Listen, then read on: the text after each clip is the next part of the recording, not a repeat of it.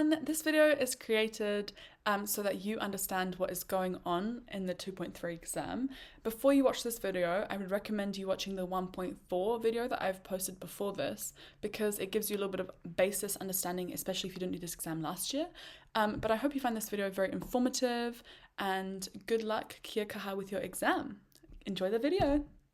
How to be a pro at 2.3, a study guide by Miss Mackenzie. The goal of this video is for you to feel better prepared by the end of it for your 2.3 exam. So let's get started.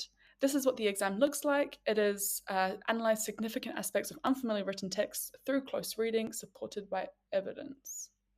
It is very similar to last year's exam, and this is going to be a recurring theme, but there are a few key differences which we're going to touch on soon. To get merit, you have to show convincing understanding, and to get excellence, you need to show perceptive understanding, which is very similar to last year. So, what makes this exam different? The key difference is that it is worth 4 credits, and the new NCEA level 1 is worth 5. This will change soon to be 5 credits maybe in a few years' time, but for now, this assessment is worth 4 credits. Another key difference is that the statement is no longer a question. It is not how does the author, it is analyze how the author. So you are given a statement and you have to be able to argue for that statement. It's no longer a question, which is very important. Analyze, which means think deeply, not just describe how.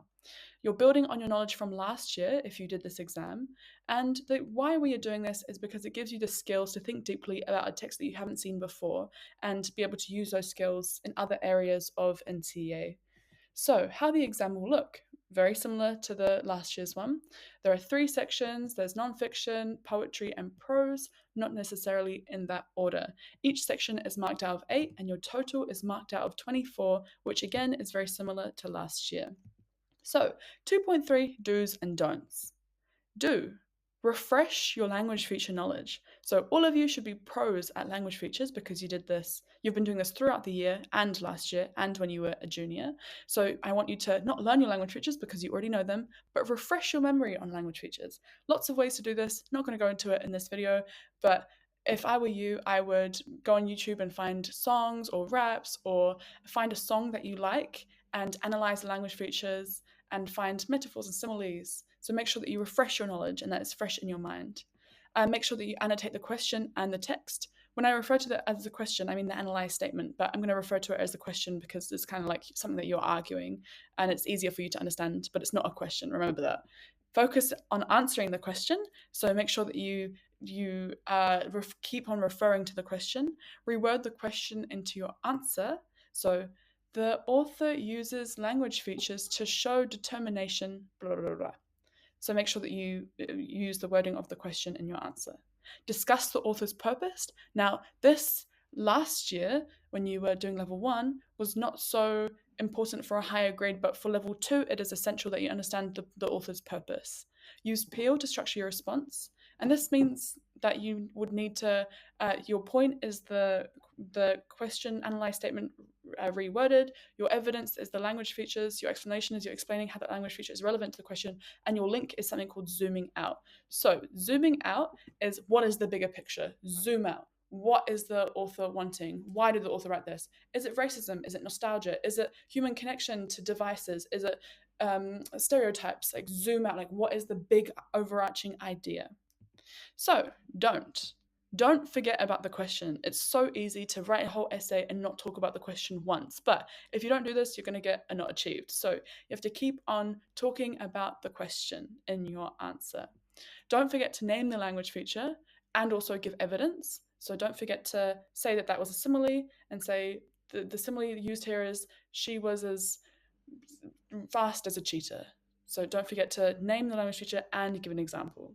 Don't be informal because this is, remember, is an exam. You have to be very formal in your essay response.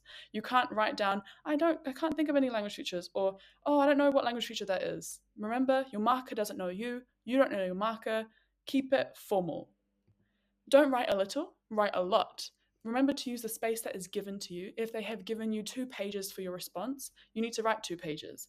It is quality over quantity, so I'd rather you write less than write a lot and it be a waffle. But if they have given you 2 pages, it means that you have, like, it is suggested that you write that much.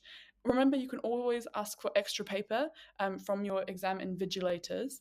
But remember, not short, sweet, but long but sweet. Yeah, use the pages that are given to you. And don't give up. Very important. Attempt all three of the questions. Don't just do one question and hope that you achieved it or don't give up. So let's go through an example together. In this poem, Hone Tuwhare reflects on a childhood friendship, which he links to the natural world. Friend by Hone Tuwhare. Do you remember that wild stretch of land with the lone tree guarding the point from the sharp-tongued sea? The fort we built out of branches wrenched from the tree is dead now. The air that was thick with the whir of Toto spears succumbed at last to the grey gull's wheel. Oyster-studded roots of the mangrove yield no finer feast of silver-bellied eels and sea snails cooked in a rusty can. Allow me to mend the broken ends of shed days, but I wanted to say that the tree we climbed that gave food and drink to youthful dreams is no more. Pursed to the lips, her fine-edged leaves made whistle. Now stamp no silken tracery on the cracked clay floor. Friend, in this drear, dreamless time, I clasp your hand, if only for reassurance that our jeweled fantasies were real and wore splendid rags. Perhaps the tree will strike root again, give soothing shade to a hurt and troubled world. And this is the question. Analyze how the how the poet uses language features to create a sense of longing for the past. So, what do I do now? First thing, stay calm. Don't stress. That made no sense to me the first time I read it either, so stay calm. When it doesn't make sense, there are things that you need to do. So you need to reread the poem a million times and make sure that you really understand what is going on. Start by annotating the question and annotating the poem. Friend by Hone Tuwhare. Do you remember that wild stretch of land with the lone tree guarding the point from the sharp-tongued sea? The fort we built out of branches wrenched from the tree is dead now. The air that was thick with the whir of Toto spears comes at last to the grey gull's wheel. Oyster-studded roots of the mangrove yield no finer feast of silver-bellied eels and sea snails cooked in a rusty can. Allow me to mend the broken ends of shared days, but I wanted to say that the tree we climbed that gave food and drink to youthful dreams is no more. Pursed to the lips, her fine-edged leaves made whistle. Now stamp no silken tracery on the cracked clay floor. Friend, in this drear, dreamless time, I clasp your hand only for reassurance that our jeweled fantasies were real and wore splendid rags. Perhaps the tree will strike root again, give soothing shade to a hurt and troubled world. Oh, so now that we've analysed our poem, let's analyse the question. Analyse how the poet uses language features to create a sense of longing for the past. So we've got the key word there, analyse, not how does the poet, it is analysed how the poet. And then we also have longing for the past, which is nostalgia. So this poem is about nostalgia, looking at the past, wanting the past. So why is nostalgia important? It is important because we need to be able to, it gives us great comfort in knowing that the past was a beautiful thing. We always think of the past as being better than the present. Rose-tinted glasses, so was everything that we looked at in the past in our childhood is perfect. We often think that things in the past are a lot better. Maybe connection to nature. There's lots of sense, lots of talking about trees and mangrove fields, and so connection to nature. Everything was better in the past, like to do with our friendship, but also to do with nature. You know, before humans ruined it. Maybe climate change. Like, is this poem talking about climate change? So, using all of my annotations, let's get started in writing the response. The author shows a deep sense of longing for the past by using language features such as imagery and others to show that he misses his childhood friend. Remember, I'm addressing the question.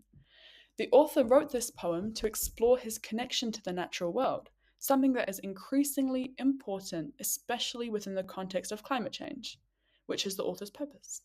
The author shows longing for the past in this poem by opening with the rhetorical question, do you remember the wild stretch of land? And because that isn't a full quote, I've done the dot, dot, dot. Dot, dot, dot just means that the quote was continued, but I've shortened it myself. The word wild is an adjective, and he uses this because he wants us to imagine vast and open and virgin lands untouched by humans. This connects with the tense of the poem, which then goes from past to present in the sentence, we built out of branches is dead wood now. This shows that the author is longing for the time where the branches were alive and healthy and not dead wood like they are now. Perhaps there is also feeding into the wider extended metaphor of their friendship, which is used to show that once upon a time their friendship was healthy and thriving, but now that they are older, their friendship is nothing but dead wood, showing a loss of friendship and longing for the way things used to be, something we have likely all experienced, which is my zooming out. A longing for the past, or the way things were, is used to be continued in this poem.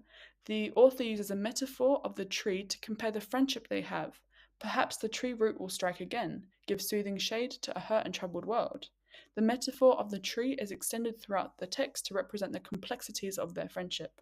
The metaphor combined, working together, connecting, with the emotive language of hurt and soothed, shows that the author longs for the friendship, even though it may have caused him pain in the past. This shows the importance of people place on human connection. The use of enjambment throughout the poem ensures the audience is positioned to understand the cyclical nature of friendship. We often grow apart, but friendship and life have many stages just like nature, and even though we may be hurt, we can reflect on the experiences that we have learned throughout time. To conclude, the author shows a longing for the past by comparing his friendship with his friend to the destruction of nature. It can feel devastating to grow apart from a childhood friend, someone that brought you so much happiness and represents a particular innocence in your childhood, which got corrupted as you grew. Growing up can be an overwhelming experience, and nostalgia is essential to preserve the memories that we have. The author's purpose is to make us reflect on the past and remember our own childhood friendships and experiences. So, see there, I could have also talked about Mary, who was my best friend when I was growing up, but I feel I don't really like it when students put in their own personal experience that you can, but I just feel like it's better if you make it general and not personal to you, although you can if you want to, but my advice. The marking schedule here shows that to get an achieved, you have to explain rather than analyze. So you're just explaining what the poet meant and you're explaining those language features, but you're not really analyzing deeply. You're also using evidence. So remember, in level 1, evidence is important, but if you don't have evidence, then you can still get like a low achieved on the question. Whereas in level 2, it is absolutely essential that you talk about evidence, which is your language features. For merit, you need to talk about the writer's intentions. You have to move outside the text, so zoom out for a merit. And you have to do all this plus more to get an excellence. You have to talk about the meanings and implications associated with the ideas of the text. So you are linking to society as a whole. You are zooming out to the mags. So, what do you think I got? Let me know in the comment below. What could I have done better? Maybe what did I overdo? What could I have done better? Maybe I could have done more linking, connecting of my language features. Maybe I could have incorporated everything a little bit more streamlined. I don't know. It's up to you to interpret that. But my finishing advice. So have a go at writing your own answer, and when you finish, mark it using the marking schedule that I've just given you. Make sure that you understand the question. Stay calm in the exam. It's okay not to get it on the first read. Don't worry, your teachers feel the same. Just make sure that you keep trying and that you keep reading and that you read the little blurb thing that is underneath the where the text is that tells you what the text is about. Don't give up. Attempt every question. Email your teacher if you have any questions. Kia kaha and good luck for your exam. Ka kite ano. Thank you for watching this video. I hope you found it very informative, and if you watched this far into the video, make sure that you comment a sun emoji, just so that I know that you watched the whole thing. Kia kaha, good luck for the exam. Bye!